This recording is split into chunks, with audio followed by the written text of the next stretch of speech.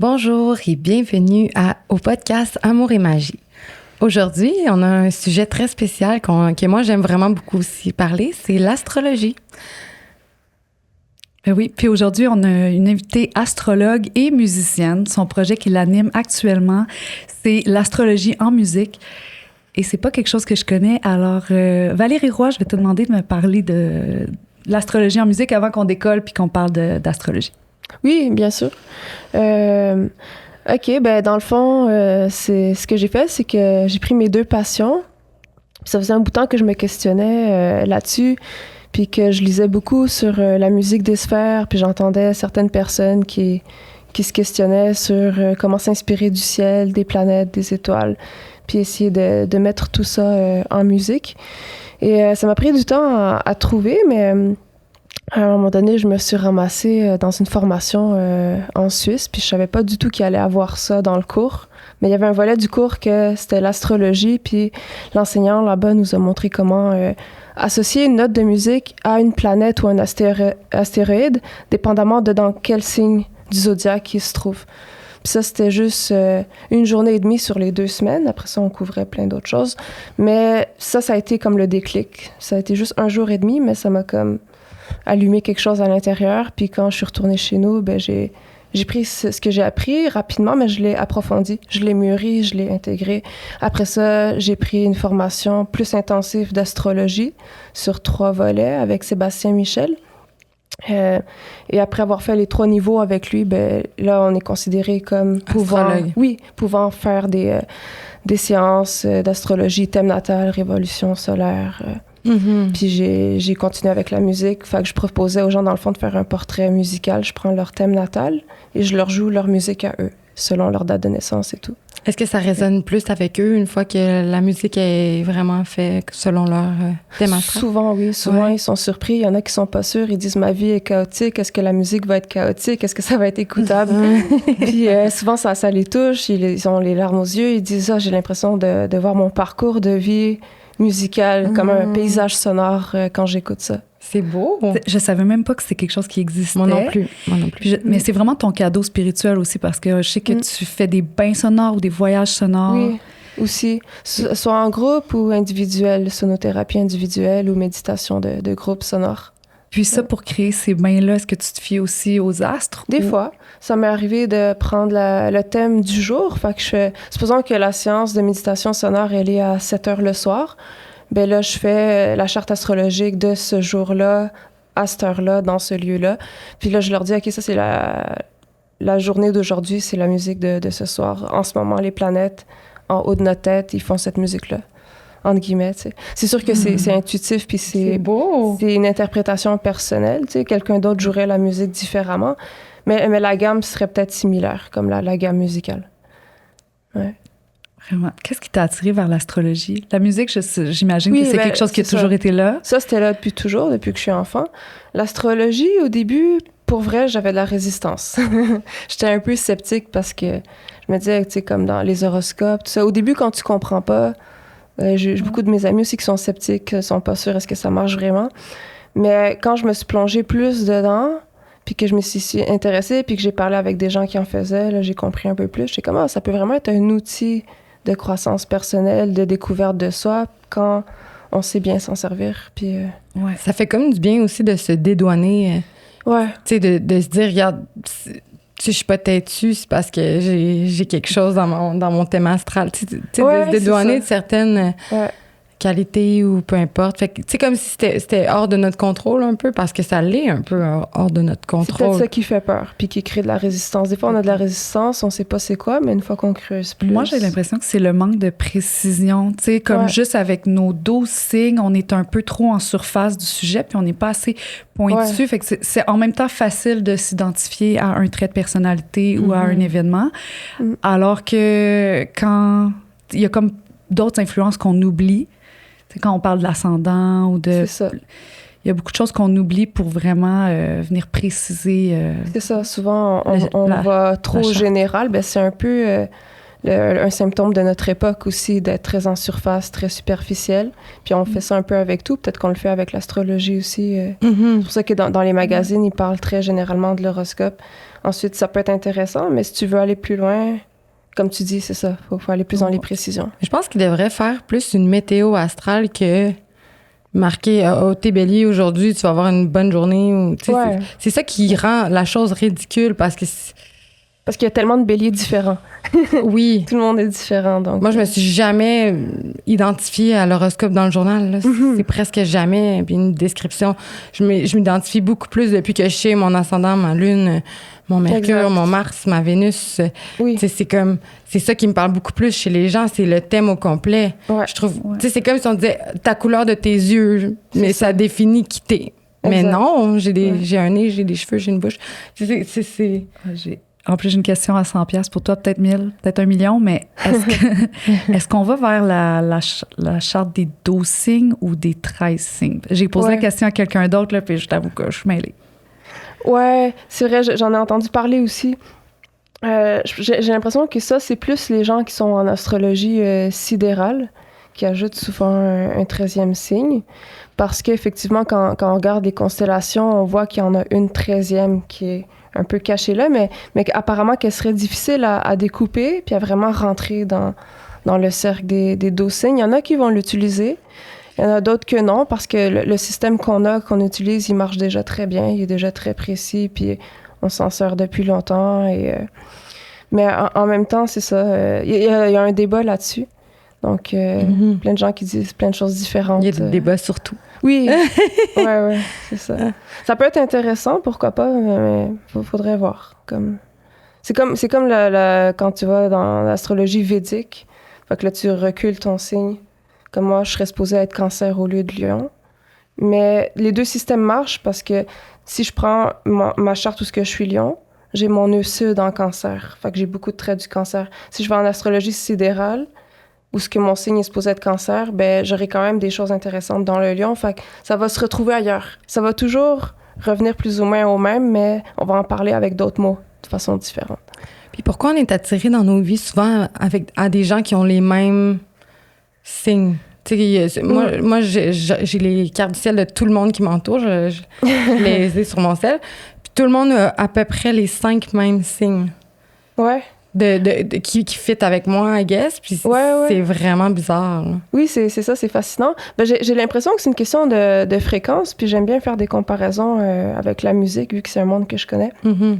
Par exemple, des fois, ce que j'aime discuter avec les gens, c'est que je leur dis, supposons t'as une fréquence, t'as une couleur, t'as une vibration qui est propre à toi, tu vas attirer des notes qui sont harmonieuses avec toi, tu vas pas toujours attirer... ou si tu attires des gens en dissonance, tu vas avoir quelque chose à apprendre avec eux, ça va durer un bout de temps, mais ils vont pas rester, ils vont partir. Parce que ça crée une dissonance. Ceux qui sont en harmonie, ils vont plus faire partie de ton cercle intime qui va durer. Puis je pense que les signes, c'est un peu, tu sais, les éléments, souvent. Fait que tu vas être avec du feu avec feu, ça va bien marcher, air avec air. Ceux qui sont en dissonance, feu, eau, ils vont peut-être être dans ta vie pour t'apprendre quelque chose, mais ils vont peut-être moins sticker sur le long terme. C'est vraiment fascinant. Toi aussi, tu le vois dans les... Mettons, est-ce que tu fais de la synastrie amoureuse entre les gens? Pas encore. Non? Parce que ça prend du temps. Moi, j'ai commencé à m'intéresser à ça pendant la pandémie. OK. Fait qu'au début, c'est bien... Ouais, c'est quand même récent. Fait que c'est bon de vraiment maîtriser one-to-one pour commencer à intégrer, faire des sciences individuelles. Synastrie, ça peut prendre 10, 12, 15 ans. Faut vraiment le maîtriser parce que je veux pas influencer les gens de façon négative puis les éloigner de... T'es responsable, fait que tu dois faire attention à ce que tu dis. Puis... Ben, il dit... Lily Astro, tu la connais? Est-ce que tu la connais? C'est comme connue dans... Ah, ça me dit quelque chose, ça. Ben, beaucoup sur les réseaux. Puis elle disait que étudier l'astrologie, ça avait été plus long que faire un bac ou... ça prend du temps. C'est vraiment beaucoup de connaissances, là. Ah oui, puis tu finis jamais, hein. Tu continues à t'enrichir, tu continues à lire pour toujours approfondir plus. Les carrés, les sextiles, les... C'est assez complexe. Oui! Ouais. Il y a 12 maisons, hein, quand tu regardes la charte. Oui. Ouais.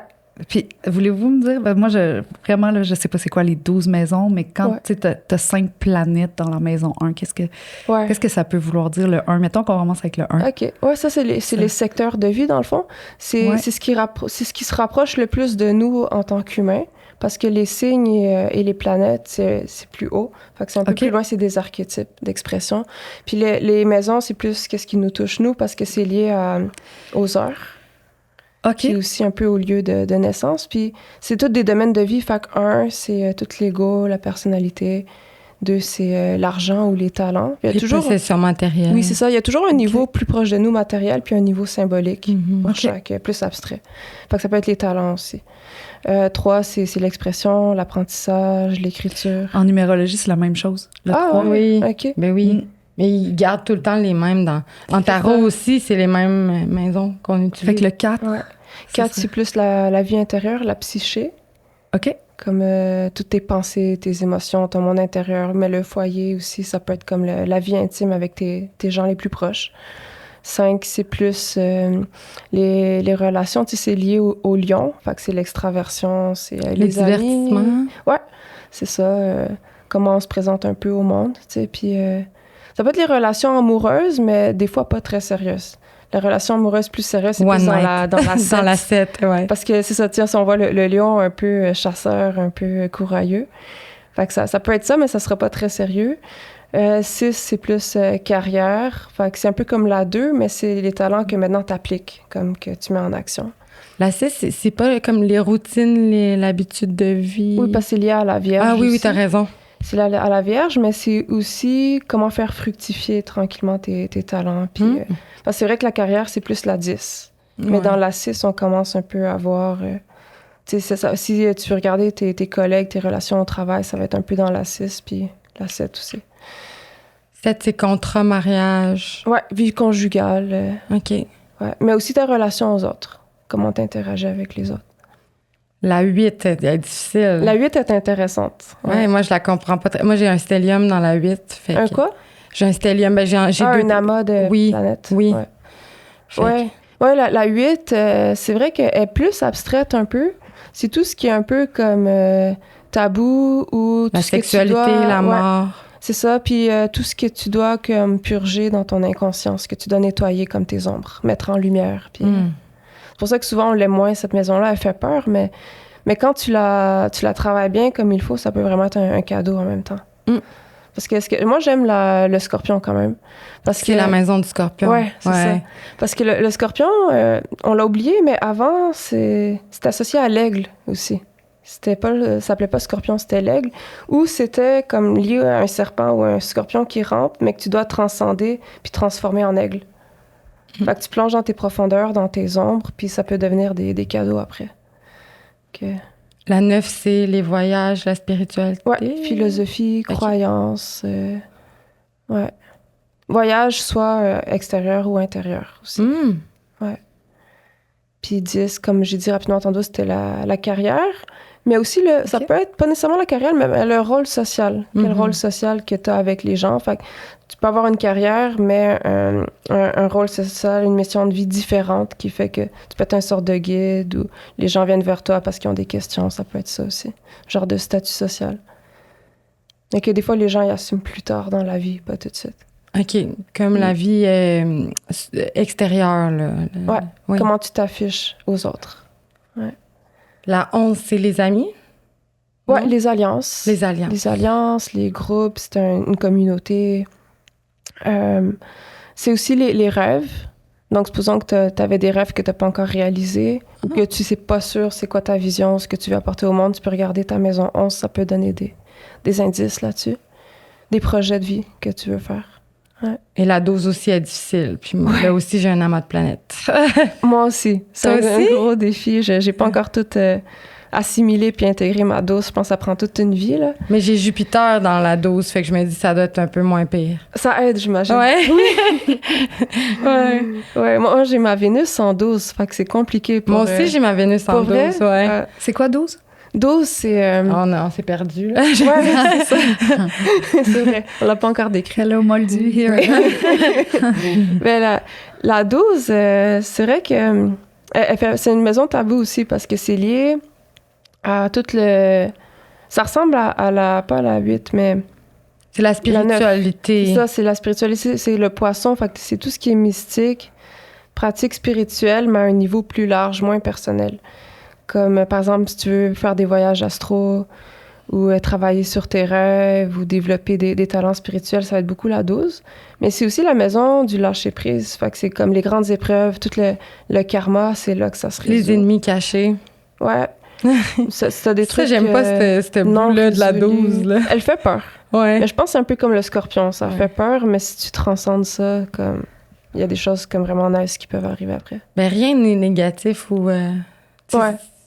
des mauvaises choses comme un mauvais signe. Mais elle fait peur parce qu'on est dans un monde où on a peur de la mort. Puis c'est un peu cette maison-là, mort-renaissance, parce que c'est la fin du cycle avant de recommencer au 1. C'est ça qui fait peur. Mais, ouais. Utilises-tu l'astrologie pour guider tes décisions, ta vie? Une fois de temps en temps, oui, j'y retourne sur ma charte. Puis en même temps, j'essaie aussi des fois de prendre du recul, y retourner, pour pas voir trop ça comme une fatalité, parce que si tu recommences à regarder ça tout le temps pour prendre tes décisions, à un moment donné, t'es moins dans la spontanéité. Dans l'écoute de... C'est ça. Quand j'ai une grande question ou quelque chose à clarifier, oui, mais j'essaie de pas trop non plus m'y attacher. OK. Ouais. Est-ce que tu l'utilises des fois pour mieux connaître des gens? Ouais. Ben, souvent, c'est eux qui vont... quand ils savent que je fais un peu ça, souvent, ils viennent vers moi puis ils me demandent. Là. C'est rare que je demande à quelqu'un « montre-moi ta charte » parce que c'est un peu comme la vie privée en même temps. Fait que si ça leur tente, oui, comme ça va me faire plaisir. Mais en même temps, je vais pas non plus courir après les gens pour... C'est ça, parce que c'est très personnel. Il y en a même... Ça m'est déjà arrivé d'avoir un ami qui voulait pas montrer sa charte même. Mais je comprends. Ouais. Ouais, c'est personnel quand même. Yeah. Ben moi, c'est sûr que mon premier réflexe, comme Magda est capable de l'interpréter, la charte, j'ai rencontré quelqu'un, puis mon premier réflexe, ça a été d'y envoyer la charte pour en savoir plus. Mais c'est correct aussi. Mais je pense qu'on le fait tout le temps. Mais j'ai pas pensé à ça, que ça pouvait être indiscret dans un sens. Ouais, des fois, oui, ça dépend. Là-dedans. Ça dépend. Si les gens sont plus pudiques. T'sais. Mais si la personne t'a donné son heure de naissance... Ouais, tu sais, c'est ça, là. Moi, je suis pas encore assez calée pour dire que c'est impudique. Tu sais, mettons, je suis pas assez pointue dans l'analyse. Je suis correcte, je le fais en gros, là. Oui, ouais. Ça sera pas une intrusion. Non. Je veux plus te parler, j'ai vu ta charte. Oui, c'est ça. J'ai jamais eu ça encore. Mais non. Je pense pas. Est-ce qu'on pourrait facilement comme ça... Je suis Sagittaire, on va dire exemple. Je suis Sagittaire, ça serait quoi le meilleur match amoureux pour moi en termes de signe? Ouais, mais c'est sûr que ça, c'est... ça serait suffisant c'est un premier guess, mais ensuite, c'est sûr qu'il y a des grandes lignes que, comme oui, on peut voir comme Sagittaire, tu vas t'entendre bien avec les signes de feu et eau. Donc, des fois, un peu de challenge, ça peut être intéressant aussi pour se faire évoluer. Donc, ça veut pas dire que quelqu'un en signe d'opposition ou dans un autre élément, ça va pas fitter parce que peut-être qu'il va avoir du feu puis beaucoup d'eau ailleurs dans sa charte, autre que son signe, tu sais. Parce que supposons que tu as quelqu'un cancer, fait que très timide, puis que toi, que t'es Sagittaire, t'as envie d'explorer, t'as envie de voyager, tout ça. Puis lui, il est plus dans sa zone de confort, tranquille. Il va dire, ah, mais OK, va voyager, mais moi, je te suis pas, tu sais. Ça se peut, mais en même temps, peut-être qu'il y aura sa lune, que lui, c'est son maître de signe, sa lune. Peut-être qu'il y aura sa lune en Sagittaire ou sa lune en Gémeaux, qui fait qu'il va avoir ce besoin-là d'explorer aussi. Fait que c'est plus compliqué qu'on pense. On est beaucoup plus je remarque un peu de façon générale. Exemple, pour moi, en amitié, ça fonctionne très, très bien avec les béliers. Pour des projets ou des trucs très intellectuels ou des jeux, ça fonctionne bien avec les Gémeaux. Côté amoureux, ça très bien avec les lions. Puis sinon, beaucoup d'affinités avec les Verseaux et les Sagittaires aussi. Sagittaire, ouais. C'est sûr que le même signe, ça marche bien. Ah ouais, est-ce que ce serait toujours ça? Bélier à bélier, ça va bien fonctionner? Poisson à poisson? Pas toujours. Des fois, ça peut être explosif aussi, là. Des fois, ils vont avoir besoin de quelqu'un qui les ground. Ben, j'imagine 2 scorpions ensemble ou 2 capricornes ensemble. Ça, c'est dur. Ça peut être tough. Ça dépend. Ouais, c'est ça. Toi, tu es quoi? Moi, je suis lion. Ouais. Ascendant? Vierge. Lune? Lune, il me semble que c'est en poisson, ouais. Ah oui, c'est ça, on l'a demandé au début. C'est ça, c'est...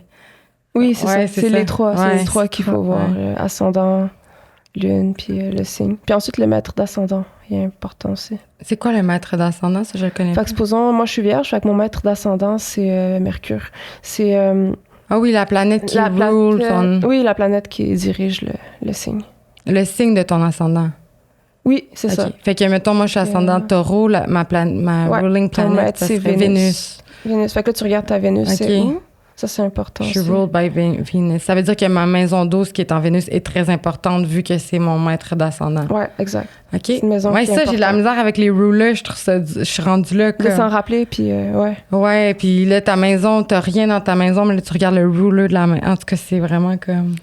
C'est complexe. C'est très complexe. Puis ça, tu fais ça surtout pour l'ascendant, mais il y en a qui font ça même pour nuancer plus la charte avec d'autres planètes. Supposons que j'ai Pluton en Lion.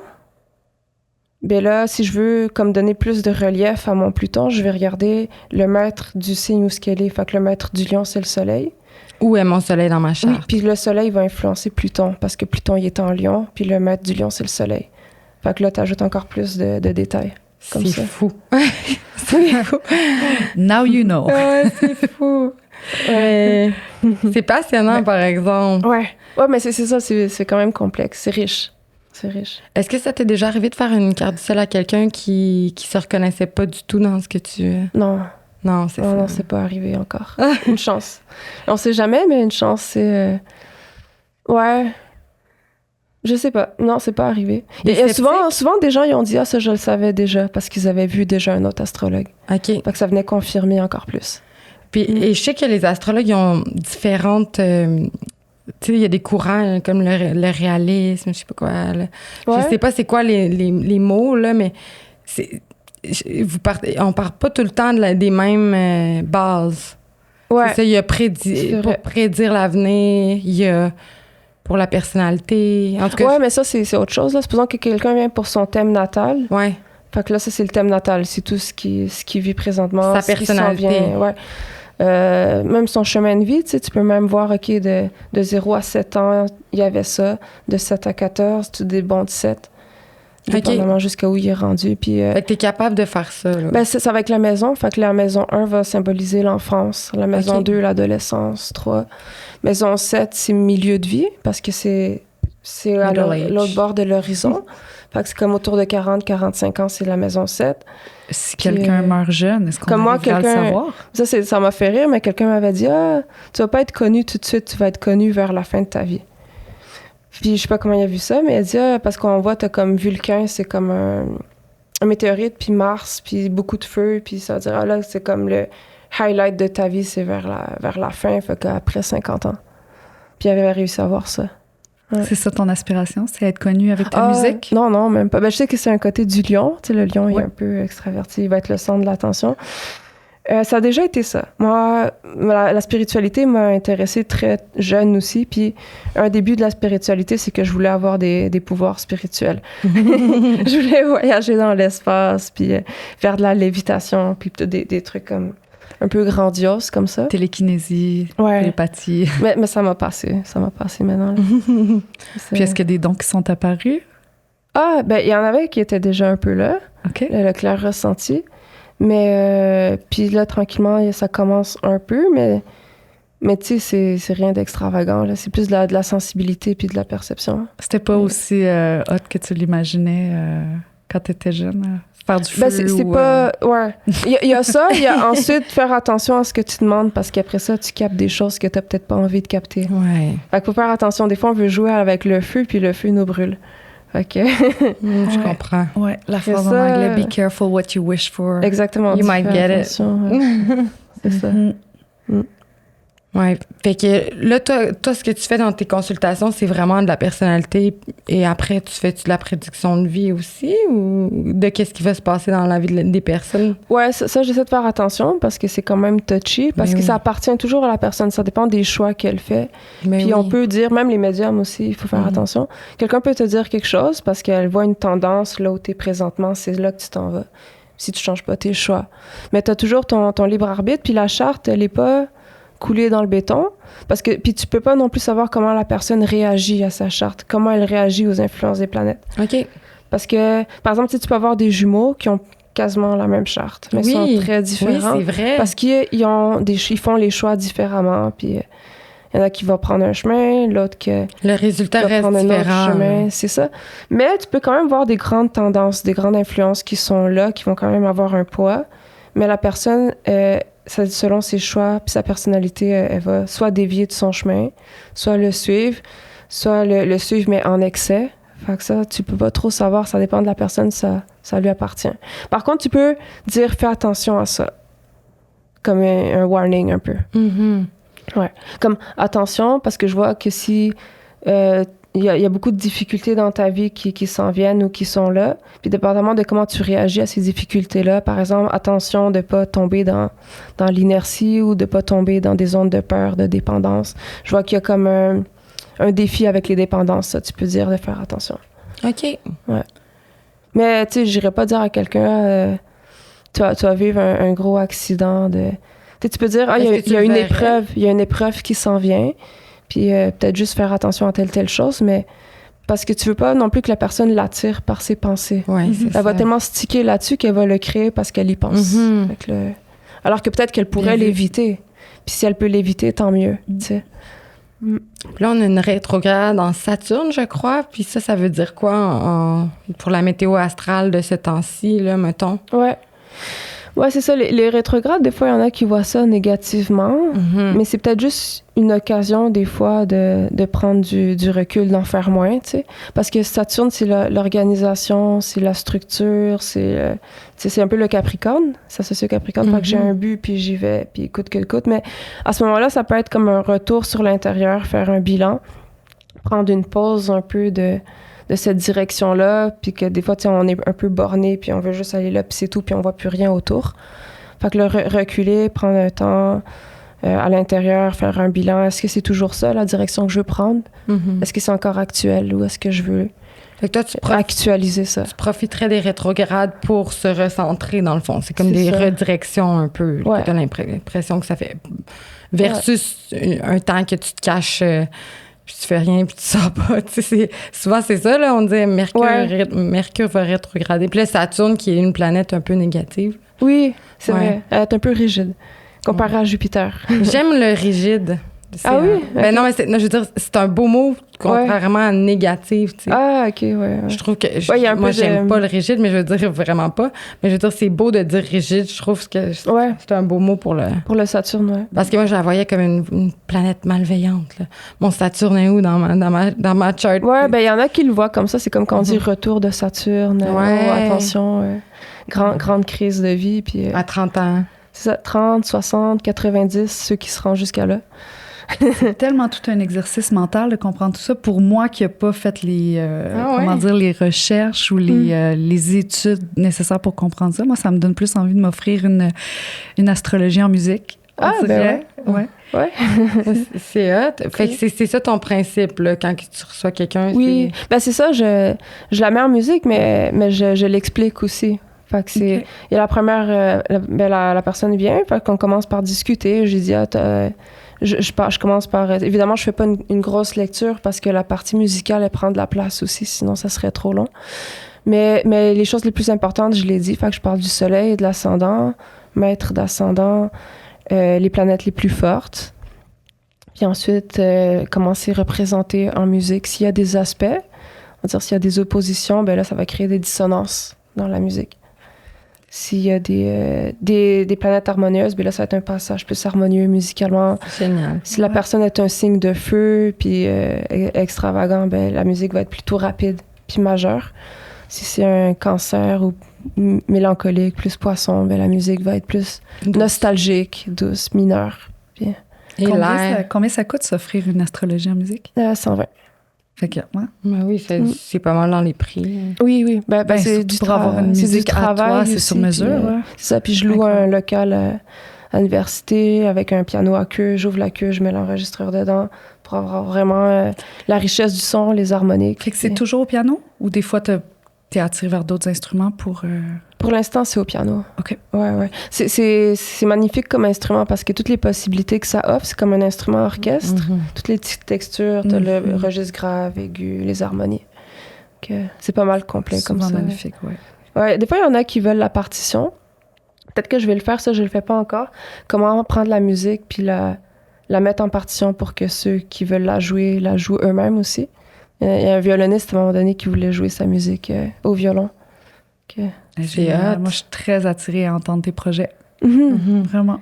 Ah, cool. Merci. Que ça vient bientôt. C'est où qu'on peut te trouver, Valérie, sur les réseaux? Donc, sur Facebook, c'est Valérie Nathanaël, donc E-L-L-E, Roy.